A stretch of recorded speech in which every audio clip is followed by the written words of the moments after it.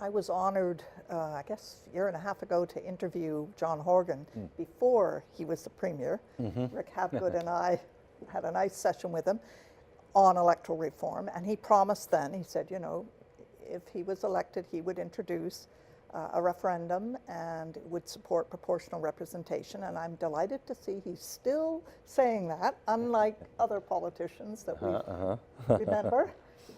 And so I wanted you to comment on how you see the Premier's role in the process of the referendum and the campaign itself. Well, I think people are, you know, it's refreshing to have a political leader like John Horgan make a promise and keep it, as he's done on so many occasions, and as this referendum is proof on this particular issue. I think Mr. Horgan is passionate about this as a private citizen. I mean, we do wear different hats, even though we are elected officials ourselves. So, but I know John is not looking at this, you know, in terms of his own role as an MLA.